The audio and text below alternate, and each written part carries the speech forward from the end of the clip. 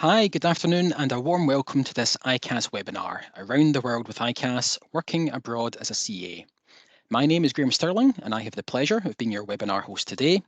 Having started my career in 2009 with Grant Thornton in the Glasgow office, I had the opportunity to work in Grant Thornton, Singapore for nearly 9 years, and since the summer of 2021, I've been in the role of Director and Audit Responsible Individual in Grant Thornton, Ireland, working from the Dublin office. During my time in both Singapore and Ireland, I've really enjoyed taking on an extracurricular role as an ICAS ambassador, supporting fellow CAs abroad by organising various networking and social events. As you can imagine, I have a real passion for travel and international working, and so I'm really excited to talk to some fellow international CAs and exploring how their qualification has supported their international moves. Our event this afternoon will last 1 hour, covering information on moving abroad and different career opportunities this may offer. Before we begin, just a few housekeeping matters to remind you of. You can submit questions at any time through the Q&A facility, which can be accessed at the top of your screen. Questions can be submitted anonymously, and we'll be saving all your questions until the end of the webinar for the live Q&A section. Please also join the conversation today through the chat box, accessed at the top of your screen. This allows you to comment or discuss with fellow attendees on matters covered by this webinar. We're recording this webinar and will make it available for on-demand viewing afterwards in case you want to refer back or share with others. And everyone in the webinar is automatically muted, so there's no need to be concerned about background noise wherever you are. We look forward to receiving your questions throughout the course of the webinar, and of course, we will try and get through as many as possible. So I'm delighted to be joined this afternoon by a fantastic panel of speakers. First of all, we have Catherine Ritchie, who's Global Head of Quality Strategy and PMO for Advanced Therapeutics at Novartis. We're then joined by Matthew Cragen, Senior Project Specialist in Audit Transformation at Deloitte. We then have Susie Curtin, CEO of Xyla Accountants. And finally, last but not least, we have Daniel Coffey, Head of M&A at Arisha. Panel, a very warm welcome to you all. Good morning, good afternoon, or good evening, as is applicable, as we're all well and truly covering the time zones on this webinar today. Thanks for joining us, and I look forward to hearing more about each of your international adventures. So first up, Catherine. Good afternoon. Hello, welcome. So you've been working in New York now for just over 2 years. Can you please share with us some background on your career journey and what motivated you to move to the US? Yeah, sure. So for me, it all began actually at secondary school when I was first introduced to the Big Four. So little did I realise that one of the lunchtime career sessions in my school would have had such a profound impact on my career. During that session, it was the first time I learnt about the Big Four and discovered that they offer gap year programs. So eager by the opportunity to travel more than, let's say, the work aspect of things, I joined the KPMG gap year program where I worked in transactions for 6 months and had a great time. And then afterwards, I had the chance to travel before starting at Sheffield University to study economics and geography. While at university, I wanted to gain more experience, so I was applying for various internships and ended up actually taking one at EY in the field of tax. Really enjoyed my time there, appreciating the development opportunities that were given, as well as the exposure to a diverse range of clients. As a result, I ended up actually accepting the EY graduate offer, but I was quite cheeky in the sense that I asked to switch from Manchester to London, from tax back to transactions, but also to defer my offer by a year. Thankfully, they agreed, as I definitely did have the travelling bug, but also really did want to volunteer at the London 2012 Olympics. When I then joined EY, I worked for a good 6.5 years in operational transactions, and they sponsored us to do our Chartered Accounting qualification, ICAS. In that role, I supported a range of clients in different industries looking to buy, sell, so services like due diligence, separation, integration, and value creation. I also had a 3-month secondment in Dubai, so very much looking forward to hearing of your experiences, Susie, there.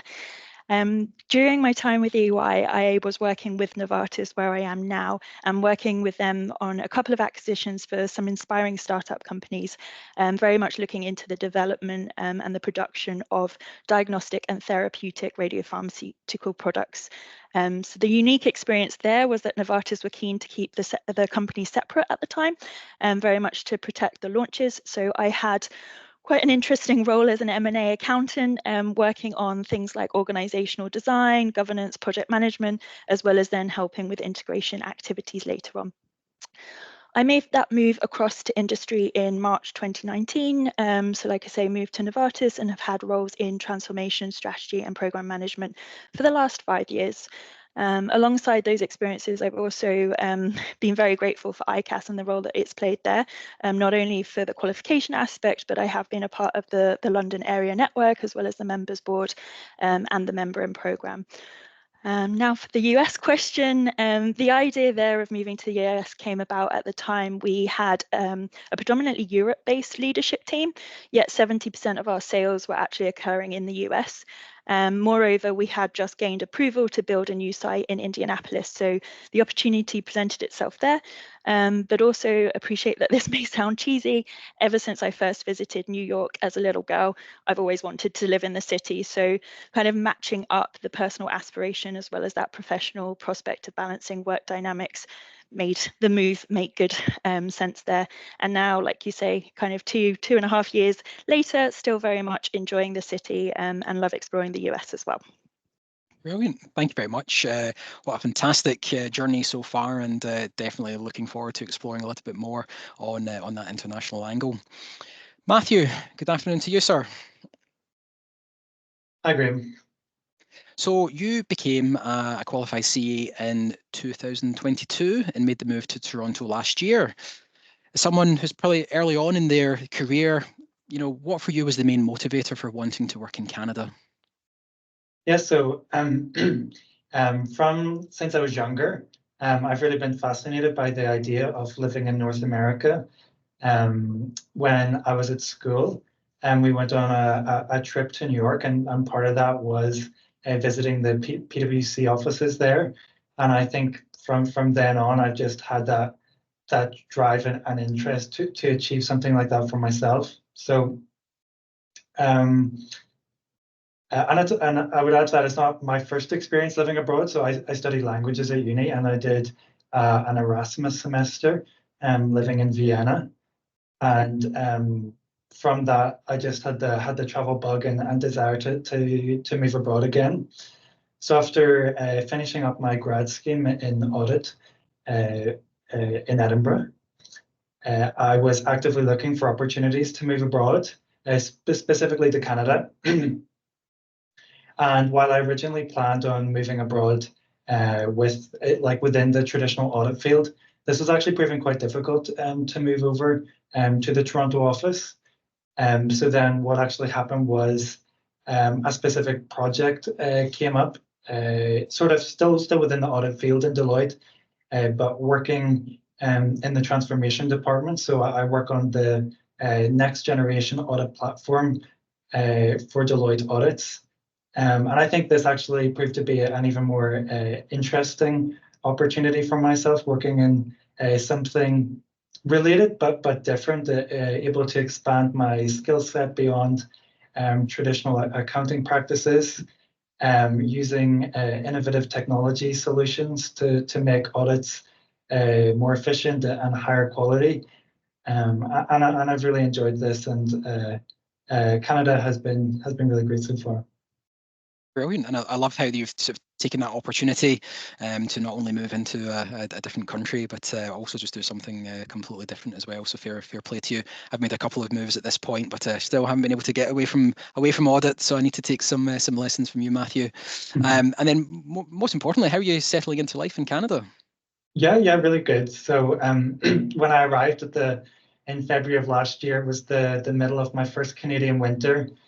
So the snow was like nothing I've ever seen before. But very quickly I adjusted to it, and this past year the winter was very mild. I have to say the summers here in Toronto are really, really amazing. It's a really good network of people that I've made here as well, which has made the settling in process quite easy. So with the team of people I work with here in Toronto, so we've been brought over by Deloitte from offices all over the world. So there could be 20 different nationalities on our team here, from maybe 40 different people, I would say. And so we've all built up a really close bond and do lots of stuff together here in the city. And we've been traveling together as well. So we've been using Toronto as kind of a base to explore North America, Canada, the US more broadly. So yeah, been loving it. Brilliant. I love that aspect of the community, and that's definitely something I want to come back to a little bit later to explore further with you. Susie, good afternoon. How are you getting on? Good afternoon from Dubai, or nearly good evening. Absolutely. Surviving the storm. You've got your wellies on, don't you? Yeah, I can see some water from my window, but we're all good. Jeez. Well, here, I hope everything's going okay and you're keeping safe. So you have your own accountancy firm based out in Dubai. Can you share a little bit of background on your career to date and what drew you to a career and life in the Middle East? Yeah, sure. I can't say it was as planned as Catherine or Matthew, but quite similar stories. I did Erasmus as well in Spain. I did economics and Spanish at Nottingham University. So I think like the travel bug can quite start quite soon in your career.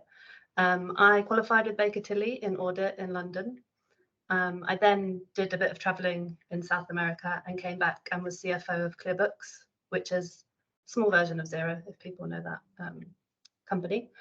That's where I realized that I could potentially run the finance function for small businesses, like using cloud-based software. And that's how I started Xyla.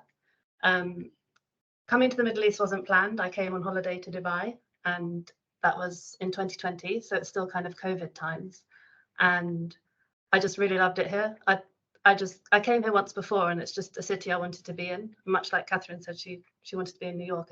I was just drawn to the city of wanting to be here. But I didn't think it would be possible because obviously Arabic is in Dubai. I didn't think accounting was very translatable to Dubai, but it has worked out. I think if you put your mind to it, if you want to go and work in a place, you can make it possible. So I started Xyla in the UK in 2017 as well. So we have UK practice in parallel. So keeping busy. Excellent, brilliant. I love that. You went on holiday and you never came home. Brilliant, good stuff. It's quite a frequent story in Dubai. People just end up staying. Yeah. Okay, no, brilliant. So Daniel, good afternoon. How are you getting on? Good afternoon, Graham. Very well. How are you? I am very good, thank you. And I think you're probably the closest person geographically to me today, calling you from Dublin. So lovely to speak to you. So you recently moved last year from the UK to Paris. Can you tell us a little bit more about how the opportunity came about and what motivated you to make the move? Yeah, it was September last year. So I've actually lived in Paris before. So I lived here from 2010 to 2015, and I had an amazing time. Great food, fine wine, beautiful country. What's there not to like? Absolutely. Maybe apart from the French people, but you can't have everything. No. So yeah, it was 5 years out here. It was just an incredible experience, and I think in some ways I'm lucky compared to my other panelists here in the sense that, as you've said, it's not far from home. So although I was living out here, I still kind of maintained my network back in the UK. It was easy to do that. Yeah. Anyway, after those 5 years, came back to the UK, forgot about France, and thought that was the end of it. And latterly, I was working for a US SEC listed company in the M&A department. So M&A is my background, something I've been doing for a number of years. And I'm a bit of I'm a deal junkie. I enjoy corporate M&A transactions. And, the organization I was working for strategic reasons, we hadn't done a great deal of transactions. And I didn't see the horizon in terms of the horizon changing as far as activity was concerned. So, one of the amazing things in life is acquaintances. And I happened to have an acquaintance who I was talking to. And he turned around and said, well, hang on, I know this PE house that has a portfolio company, and they're looking for someone to come in and look after their M&A department. The only catch is that it's in France. How do you feel about that? And at that point, I thought, right, well, last time around I went out there, I was on my own. This time I've got a family, so I best go talk to the family and see what they say. Thankfully, it seemed like it was a match made in heaven. So having lived here before, spoke the language, had a network over here of friends and acquaintances. My wife happens to be half French Canadian, so she could speak the language, and so the transition has been pretty smooth in that sense. So the personal aspect, coupled with the professional opportunity, just made it a no-brainer for me. Okay, fantastic. I love how something is just sort of, as you described as an acquaintance, that was just maybe a relationship, just even as light as that, has opened up this fantastic opportunity for you. So no, fair play for making that acquaintance and going on that journey. Yeah, absolutely. And I mean, I can't speak highly enough of connections you make along the way. In your ICAS, throughout the ICAS qualification process, all the people you come across, there is a lot to be said for maintaining contacts with people. It just opens up so many incredible doors. Absolutely. I think that's a lesson for any ICAS webinar, not necessarily one just specific to international moves. So no, brilliant. I love that, Daniel. Thanks for sharing. So Catherine, what would be the main practical advice you would share, or things to look out for that would have helped you looking back on when you were moving to the US? Sure, I have a few here. There's especially for those of you that are tea drinkers like me, expect that when you order a cup of tea in the US in a cafe, you're likely to get hot milk in it. So there's definitely some practical food and drink differences here. But on days like today, I would definitely advise to consider the difference in time zones. When I was working in England, I was very much kind of in a global role, but more in the middle of, let's say, the time zones. So now working with colleagues in Japan, China, as well as Europe and the US, like it does make for very early starts. So it kind of changes how I approach the day compared to what it was like back home. I think like any move, don't underestimate the admin side of things. The visa, the immigration process in the US, you need to have a social security number, which you can only get when you come here. You need that to be able to do other things. So it's kind of like there's a lot of things that need to be done early on as soon as you get here, and it's quite stressful and tiring.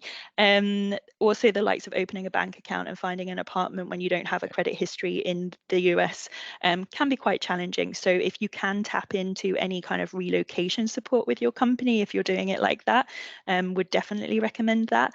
Otherwise, would lean on people in the network who have done a similar move recently, especially when it comes to the admin side of things, but also in the US, the health system aspect is quite complex. As well as for me, when I moved, it was like 3 months in that I had to then do my tax return. And for those of you that don't know, in the US, they tax based on where you work as well as where you live. So for 2023, I had to do 6 tax returns. So yeah, quite painful. Again, lean on support, I would say there. On a more personal note, when I moved, I was fortunate that I moved with a couple of people at the same time, coming from our Italy production sites. So very much the same mantra in terms of wanting to try new places, try new restaurants, etc. So I really did feel like I had that ready-made enjoy the city with, but also model through that admin with. So when their temporary assignments had kind of ended without much notice, I did feel a bit of a void in my social life, and it's quite an odd age to move and make friends when you're kind of working in a different state, because I do the reverse commute out from New York to New Jersey, and also kind of, different environment in that sense. So I really leaned on the ICAS for networking opportunities, and really remember our first New York ICAS social that I went to. It was May. It was a rooftop bar. Understandably, you would expect that it was sunny and hot. But the weather changed that morning and was super rainy, super stormy, very much reminding those of us that had braved the weather of weather back home.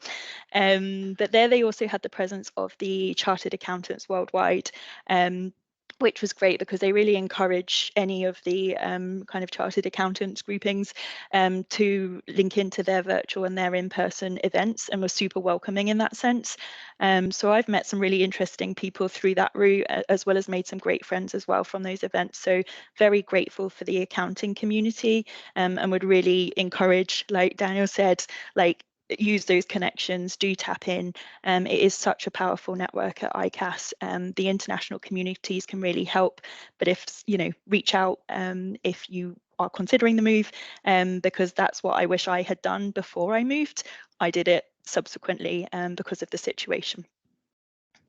I think that's going to be a theme that we're probably going to touch on quite a bit today in terms of tapping into that ICAS and Chartered Accountants Worldwide Network. So no, thanks very much for sharing about that. Matthew, can you tell us a little bit more about how the opportunity arose for yourself moving to Canada, and then also maybe some of the practical steps that you had taken to make the move? Yeah, so I'd kind of touched on this a bit before, but at the end of 2022, I was in a bit of a holding pattern, just waiting on hearing back from the Toronto office about being able to come over working on audit. But it was at this point that my local audit partner approached me with this different opportunity to work in transformation. And then from when I heard about it and applied, it all happened very quickly. That I was interviewed and accepted onto the project. And then it was a lot of information coming at me very quickly, just organizing the move over to Canada. So what I would have to say is that I found it extremely beneficial moving over within my company, as opposed to coming over independently. Having spoken to different friends here that have done it themselves, it's a lot more difficult to do it that way. Definitely still possible, but in terms of the immigration process, Deloitte was able to organize that for me. I obviously had to provide all the documents, but when I arrived here, I had all the documents in hand, ready to go, to get my visa here at Toronto Pearson Airport. And otherwise, I would just say in terms of practical steps, I'm going through the permanent residency program at the minute, applying to stay here in Canada. So there's just a few more different bits involved with that, like getting a police check done. I actually, a couple of weeks ago, I sat an English exam, which was quite funny. I actually got full marks in it, so that was good. That was good. I speak some French. So I'm going to sit a French exam to get some points for that as well. So yeah, these are all the different kind of things involved. In terms of setting yourself up here, I think definitely making that network is the most important thing. So reaching out. So I was quite lucky that similar to Catherine, I moved over here with some other people from the UK at the same time who joined the project. So we were kind of able to leverage off each other in terms of who found out what, in terms of what we needed to do when, which was really helpful. And lastly, I would just say in terms of your accounting body and things like that, that you don't need to have the local Canadian CPA to operate here. So I certainly don't need it for my role because I operate in an international setting, not in accounting, but I have friends that work in audit in practice here with their ICAS, and they haven't needed to swap that over, at least at this stage in their career. No, brilliant. And no, that's a really good point. And even just from my experience, I'm a responsible individual, so I can sign audit reports here in Ireland, and I was the same laterally when I was in Singapore, and it was through ICAS's strong connections with other professional bodies through the Chartered Accountants Worldwide programme that I was able to become a local member of the necessary body without doing any additional exams or things, just a bit of paperwork, which was brilliant. So that's definitely something. It won't work for every country, but something just to look at the support that ICAS can offer. To be able to support for people that are still working in the profession when they're looking to go overseas. Okay, so before we go over to Susie, just a gentle reminder, please, for those watching along at home, feel free to drop some questions into the Q&A box, which I'm really excited to pose to the panel shortly. So Susie, what were the biggest challenges that you face when moving abroad as a CA? I forgot to mention earlier, sorry, that I also did a secondment to Buenos Aires, so from Baker Tilly, London to Baker Tilly, Argentina. So I can speak a bit about those challenges. I think always when you move abroad, I don't know if other panelists found this, but I could get a bit homesick sometimes, especially if you're very far and if you're in different country, different language. It can be quite hard to connect with people sometimes. But like Catherine and Matthew have said, I think if you can find the ICAS network wherever you go, because there are always CAs all over the world. I also play a lot of sports, so I always try to join like a local sports team, get to know people. So you have a good kind of social group that you can, because with sport you can connect with people, you don't have to speak a language. Everyone plays football or netball or tennis in the same way, so that's a really good way to connect with people. If you are in a foreign country, I think learning the language is obviously quite key. I have tried to do Arabic lessons here and it's a bit more difficult, but I think they always appreciate if you can try and show like your language skills. Yeah. In especially for me as like working with local businesses as well, that's really good pointer. Brilliant. I can ask what sports it is that you play in Dubai. Well, Dubai is quite fanatical about paddle. I don't know if people have heard about that sport, but it's actually a really good social sport because it's a lot easier than tennis and it's very sociable. There's 4 people and it's a smaller court, so there's so many paddle groups around. It's really nice to like play with a lot of people around the city. Excellent. And other than getting into paddle, what have been some of the biggest benefits or takeaways that you've gained personally and professionally from working abroad? Well, personally, I met my husband in Dubai. So excellent. That ticks the personally box, yeah. Yeah. And we got married in Dubai as well, so it's always quite a special place for us. And working in Argentina, it was just such a eye-opening experience of working in South America. Obviously, very different kind of business culture there, and quite a shock going from London to Buenos Aires. Where I think it was like a strike nearly every other day when I was there. So it just kind of broadens your knowledge of the world, and we can kind of live in a bubble in London. We think maybe the whole world works the same way, but it's very different everywhere. And I think it's just good for you as a business person to know that and have that experience of working with so many different people. Okay, no, perfect. Daniel, I'm going to head back over to yourself. What was the process or steps, practicalities of making the move to a foreign country for yourself? I guess you being the only one here working in another European country, was there anything specific that you had to think about? You know, at the back of my mind here, I'm just sort of thinking Brexit. Can you just share any insights with us, please? Yeah, it's interesting to say European country because it's very, very different now. So obviously I've seen it pre-Brexit and now post-Brexit. Okay. So the last time round, you know, it was literally one suitcase turned up and started living and working here. This time around, it was, you know, it was just the admin hasn't stopped. I'm still going through it as we speak now. So first and foremost, once you know my employers had agreed to take me on, they had to go through a process of you know, basically advertising on the French market to prove that they couldn't find the right person on the French market, and that's why I was employed. So that required a lot of paperwork to justify why I was being employed.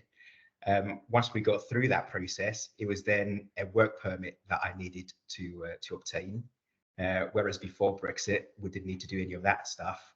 And post work permit, I then needed a residency permit. So it's just never stopped. Okay. And something I found quite interesting actually, and makes me laugh a little bit is, you know, obviously grew up in London, spent lots of time working in London, so know a lot of people who come from, you know, Australia, South Africa, all over the world working in London. And I remember many a time having a conversation about, you know, them doing tests on life in the UK, you know, to renew their residency permits and stuff like that. And I remember some of the questions that they were going through for those types of things. And I thought, you know, I don't know the answer to that. And I've grown up in the UK and I found it quite remarkable. And now the shoe's on the other foot. I'm sort of having to learn about French life, French history, French culture. And I remember having a conversation with a colleague recently where I was telling him, you know, the history behind the French national anthem and why it's called La Marseillaise, and he had no clue. So, you know, in some ways, Brexit has been painful because of the admin, but actually having gone through some of those steps, it's brought me closer, if you like, to the country Sure. that I now call home. So yes, it's been a challenge, but it's been an interesting challenge, not made easier by the fact that I now have a family with me as well. So everything has to be done multiple times for every family member. But you know, it's worth it. It's worth it for the culture, for the lifestyle, and just all round. You know, as I said at the beginning, France is a great country, great place to be. No, absolutely. And I love that message in terms of, you know, it isn't always easy to make these things happen. You know, the paperwork, particular for yourself, it sounds like that's been challenging, but, you know, you persevered, you got through it, and you certainly are reaping the benefits from it. So I think that's great encouragement for anyone listening along that's maybe started the process or thought about looking into it, and it just looks challenging. So yeah, no, fair play to Daniel. So, Catherine, you sit on the ICAS members board. Can you talk us through a little bit of what this is and what's involved? Yeah, sure. So for those of you that don't know, the Members Board performs a strategic role in considering all aspects of the way ICAS engages with its members and with its students. So what that really means is we look to monitor the delivery of the ICAS strategy, as well as provide advice on any matters affecting the interests of our ICAS members and students. So it's comprised at the moment of about 20 people. We meet 4 times a year. There's ICAS in attendance as well. Pre-reads are shared. It's very content rich, which really does help then focus our discussions in the meeting to drive, like I say, the strategy of the purpose of the board. And we also do support some initiatives between meetings. You can kind of duck in and out of those. It's quite empathetic of your work agenda. And so it is very much up to us of how much we get involved there. I'd say all of us have an interest in certain aspects of those initiatives. So we do try to support as much as possible in between those meetings. Naturally, through the board, I would say you get to hear more about what's going on in ICAS. It's quite interesting for me to see how the exams are kind of evolving and the content of the qualification is evolving as kind of industry trends change. But also, you learn a lot about the area network and the international communities, which, like I said, for me, really did help in terms of settling in to a new country, as well as also the ICAS mentoring program. That's given me a great opportunity to meet and support other members of the Institute, and it's something that is very much encouraged when we join the members board, and it's great because you can actually see firsthand how it helps you if you decide to join as a mentee, but also for others if you're joining as a mentor. My tenure, unfortunately, is coming to the end, so I'm going to do a shameless plug. It definitely, for me, has been a privilege gaining invaluable insights and expanding my professional network, as well as I feel like I've been able to give back to our profession and institute, which has been instrumental, right, in shaping my career and my development. So if anyone is interested to find out more, please feel free to reach out to myself, or you can go to the icas.com website. There's the Get Involved page there, so it has a bit more information as well. Excellent, a great plug. Fair play to you. Thanks, Catherine. Matthew, there's a growing community of CAs in Canada. Have you managed to make some new connections via support you've received from ICAS or any other networking events? Yeah, absolutely. So I would say when I moved here, the local area network within ICAS did seem a bit dead, but it's actually just sprung to life recently. So having connected with some of the ICAS staff, they've just appointed new ICAS ambassadors for the Toronto area. And based on that, there's actually some interesting stuff coming out of it.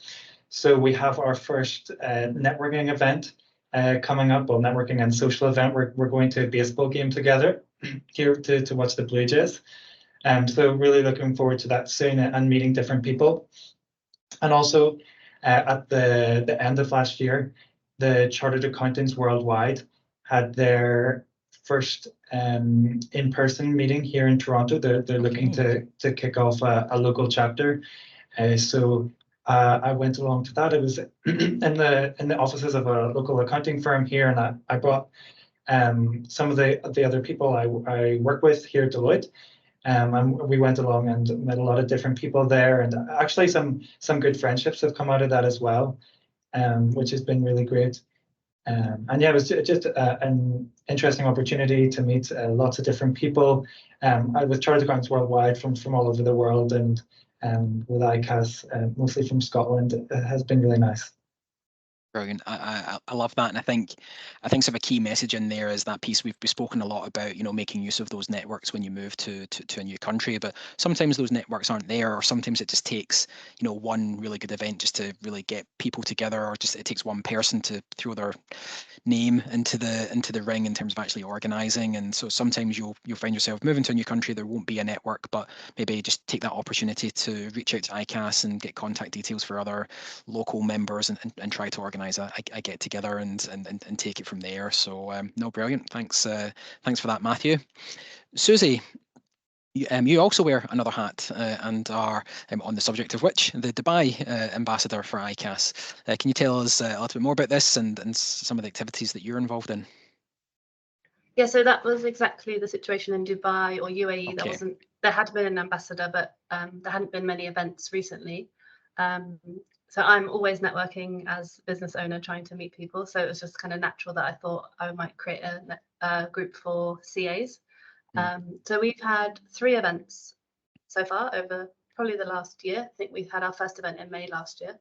And I just tried to organize events, and we had some speakers, like CFO of Shamel Holding, which is the Crown Prince's group company. So the CFO came. He's an accountant as well from Wales. So yeah, I network with the British Business Group as well. So I have quite a good network of people to bring in to speak to CAs, and we're about 20 at the moment of kind of engaged CAs in UAE, and obviously just trying to bring as many people in as we can as events go on. But yeah, I love meeting CAs all over the world, so it's really great when we can actually meet physically as well. It's amazing. Brilliant. Yeah, no, that's definitely something that resonates with me. Sort of having sort of set up a couple of times now, I think you get a real satisfaction of sort of bringing like-minded people together, Yeah. particularly the CAs, and I think as well that it can be, the CA qualification be quite a leveler as well, in the sense of I found when I first went out to Singapore and started organising events, I was very, very junior, didn't really know what I was doing, but all of a sudden, some CFOs, audit partners, really, really experienced professionals were more than willing to give time, and I think a lot of it was that, the fact that we were all CAs. So I think that's why I think it can be a bit of a leveler sometimes going into a networking event. So it's just great to be around individuals that know what it takes to go through the exams and become CA. So no, so fair play to you, Susie, for setting that up. Yeah, I think there's always a kind of an automatic friendship relationship with fellow CAs, because you have that kind of automatic, like you've been through the same thing.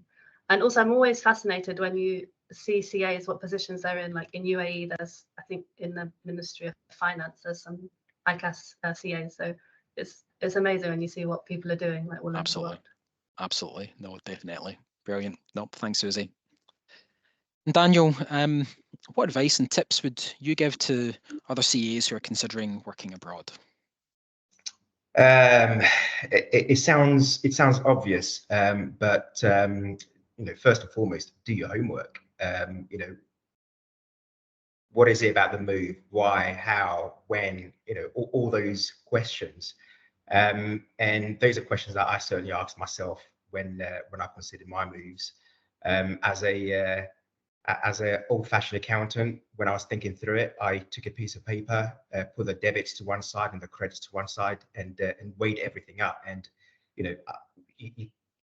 planning, you cannot plan enough for a move, because the last thing you want to be doing is finding yourself in a different part of the world and haven't thought through it enough, and not being able to enjoy the experience, because working and living overseas is an incredible experience, and the planning needs to go into it for you to really reap the benefits of that.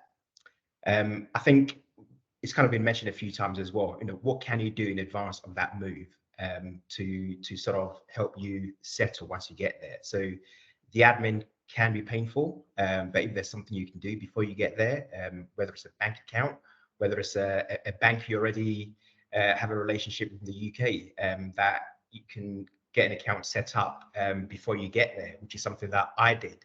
And therefore, it kind of made life that little bit easier because one thing was already crossed off my list. So, anything you can do in the UK before you get out there will always stand you in good stead. And then, last but not least, patience. Once you get into your new host country, it's not the UK. Things work differently. The language might be different. The food is different. The number of strikes are more frequent than they are in the UK. You've just got to get used to it and roll with it because it's not the UK. And I think the sooner you accept that, the easier it becomes to just settle into your new environment. So those would be, the quick three things I would say. So plan, what can you do in advance, and then just be patient once you get there. Excellent. No, thanks very much, and kudos to your accounting gag there as well, Daniel. That didn't go unnoticed. I love that question in terms of what advice and tips you would give to other CEs or thinking about going abroad. So I'm going to extend that to the rest of the panel as well, because I think we do have a couple of minutes before we move on to the next piece. So Catherine, any advice that you would share? Yeah, I mean, like Daniel said, right, it's an amazing experience to work abroad. So back yourself if you need that bit of encouragement to take the leap of faith. I guess for me, moving to an English-speaking country in the same role but a new location, I kind of underestimated the differences that there would be, just purely because of time difference, because of culture, etc., etc. So I would definitely say there, if in advance, you can do research into how to fit in when you're in that new country. I think it definitely will help kind of that landing aspect in your new country. Yeah, no, brilliant. And if I could calculate Celsius to Fahrenheit quicker, whew, the amount of changes there. Doubling it at 30 just doesn't quite something accurately like that, enough yeah. do it, does it? No. We're accountants after all. We want to be more Exactly. precise. What And there's about an the app date for format, everything. Catherine? Sorry, excuse me? The date format, I can never get my head around that. Yeah, I'm no, used and to I that now. keep, especially right as a program manager with plans, I keep encouraging people to put the date as letters for the months, because you open Excel in the US, it's different from opening an Excel in Europe. That could be quite important for you, Catherine. Yeah. No, good stuff. Matthew, any tips that you would share? Yeah, so the first advice I'd have to share is, of course, to go for it. As everybody else has been saying, I think it's the most amazing experience to move abroad. I found it so enriching personally and professionally. And of course, as everyone else has been saying, just to do your research. You're not going to be the first person to move from the UK to whatever country you're looking at. There will be so many resources online for you to look at. And yeah, as I was just saying, just make the most of your local network of CAs as you move abroad. That's probably the best way in terms of maybe finding a job and making friends is something I would recommend. And then lastly, I personally really felt the benefits of moving abroad internally within my company. It made it a lot easier in terms of the logistics and having a job to go into when I arrived. Perfect. No, thank you. And Susie, I would love if you could close us out with your number one tip. I would say try to seek the opportunity if you can, if it's not there at the moment. Just thinking from my experience in Baker Tilly, I was the first person to go to South America on a secondment, so that didn't actually exist as an agreement they had. But if you, like, I had the Spanish kind of language skill set, so I think just push for the opportunity if you can. And like Matthew said, I would definitely recommend going with a job already as your first move abroad. Brilliant. No, thank you.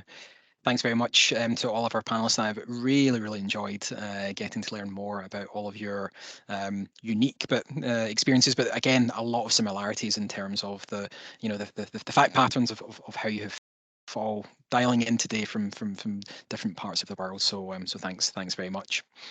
Before we move on to the live Q&A section of today's webinar, it would be great if those listening on at home could leave us a rating. So there will be a poll question appearing on your screens now. And while you are completing that, we'll now move on to the live Q&A section of the webinar. So again, please feel free to ask any questions using the Q&A box.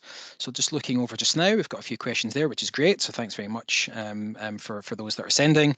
First question is from Anonymous. What advice would you have on going on secondment versus transferring permanently? So I think maybe Matthew, is that a question that you would be able to take as a man that's moved within the profession? Yeah, so there's a few different aspects to it. So I'd say the first thing and the situation that I'm in now is that when you're going on secondment, right, that there's a set end date to that. And if you go somewhere and you end up really, really loving it, as I'm in now, and you don't want to be in the position of being sent back, then if you think that might be something that might happen to you, I think looking at that permanent transfer would be good. But then there's other more beneficial things to secondment. So what I would say, compared to other people that have come over permanently, that I maybe got some more benefits, of the company looks after me a bit more because I'm on secondment. So they contribute money towards my rent here, that people that have come abroad with a permanent transfer don't get. So yeah, it kind of depends on the specifics of your situation, but those are the two big things that jump out to me. Okay, no, brilliant. Another question in from Anonymous. What are the biggest challenges faced by CAs working abroad? Daniel, do you have any thoughts there? I think in some ways we are lucky in the sense that the qualification that we have transfers across borders, very, very easily. An accountant in France is in many ways no different to an accountant in the US or any other part of the world. So I think the biggest challenge is I generally think it's more of a personal one, kind of being in that right environment and being able to be yourself and thrive and put your skills to good use. I think would be the biggest challenge. Sort of thriving on a personal level is what I would think of from a personal perspective anyway, has been my biggest challenge. Excellent. No, thanks for sharing. Anonymous has been very busy today. Thanks very much for another question. I'm going to direct this one towards Catherine. What have you found to be your strengths and differentiating factors when working as a CA? I think they're like, especially if I think of my role within Novartis, I am surrounded by pharmacists, engineers, scientists, and it's quite interesting. When I first moved, it was tough, it was different, and I was questioned a lot. Why am I joining a manufacturing work stream, as it were, function to support? And there I would really, like I say, back yourself, trust yourself in that sense when it comes to a move, because it's the aspect of diversity and bringing a different way of thinking. And because I don't necessarily know the quality, the manufacturing aspects of things, I get away with asking the questions. And so I can kind of really kind of say, hey, are we overcomplicating this? Can it be done differently? Etc. So I think there it's kind of the CA enables you to think across more broadly the business, right, and connect the dots. So whether that's the business management, the law, HR, through to audit, tax, accounting, etc. It's kind of what are the knock-on impacts of different things, and I think for me that is something that ICAS and the CA has really helped me with. Excellent. No, thank you.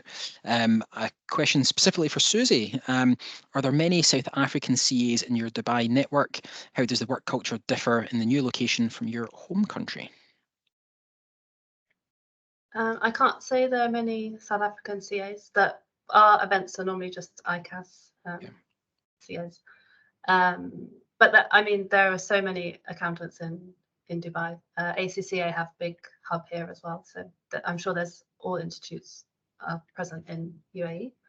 And the work culture, I think Dubai is very similar to London. Dubai never stops working. Even in the flood, everyone is working and trying to help each other. And I'm sure people are selling some stuff to try and make some money, but it never switches off in that respect. It's like full on working. Also, everyone speaks on WhatsApp in Dubai, so a lot of our clients have my WhatsApp like constantly, kind of all hours of the day, like during the weekend and stuff. So it's very much, and that is because everyone is in Dubai on a work visa. You can only be in Dubai if you're sponsored by a company, unless you're a local. So everyone is here to work, type thing.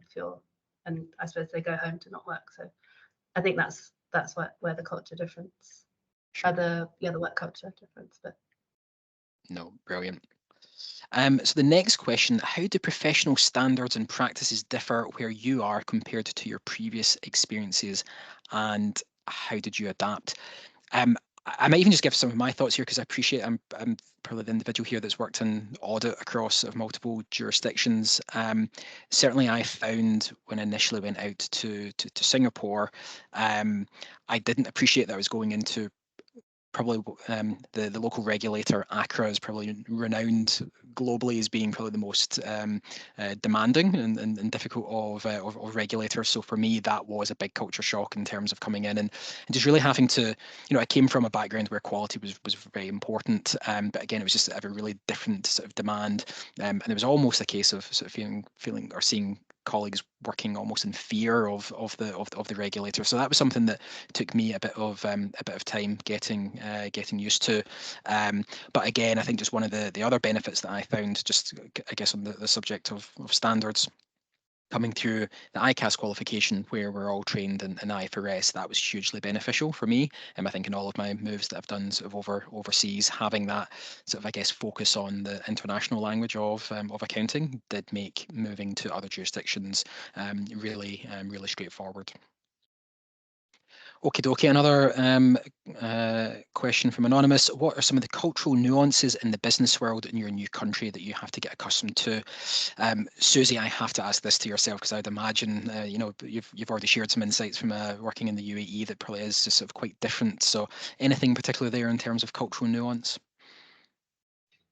Well, a lot of our clients are actually Brits who have opened up businesses here. But we also have an Arabic-speaking person in our business, so they would deal with, like, if there are Lebanese potential clients, which is a lot of Lebanese in Dubai are doing business. So we kind of put them in front of those potential clients. So I think they can just form a bond quicker than I could potentially. So sure, it's always a bit like that. Well, and they do have a different way of doing business. I mean, I think in the UK, for example, if we send a quote, our client might accept it, but in Lebanese culture, it's more about a bit of give and take and negotiation. And that's part of the way of doing business, is just normal. Whereas in the UK, it can be a bit more like direct and this is the price. And sure. I think that's the main difference I've seen. No, brilliant. I think we've got time for one more question, also in from Anonymous. Matthew, I'm going to direct this towards yourself.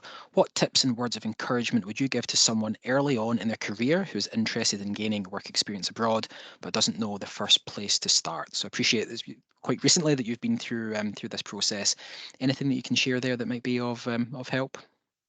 Yeah, so when I first decided that I wanted to move abroad, I spoke to my career coach within my firm, and she was actually really helpful in terms of using her connections as somebody more senior within the firm across Canada. So she reached out to somebody that she knew in the Canadian firm, to somebody that I was able to connect with when I eventually arrived here.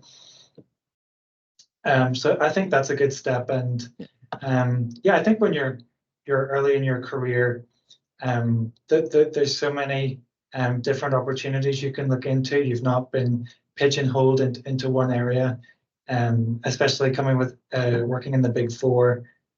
So many different opportunities to look into with moving abroad. I mean, Deloitte internally has a directory of all the different secondment opportunities to go around the world. I mean, there's just hundreds of opportunities across every different continent, location, geography, like they're all there.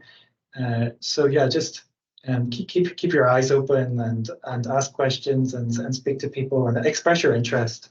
I think that's really big. Yeah.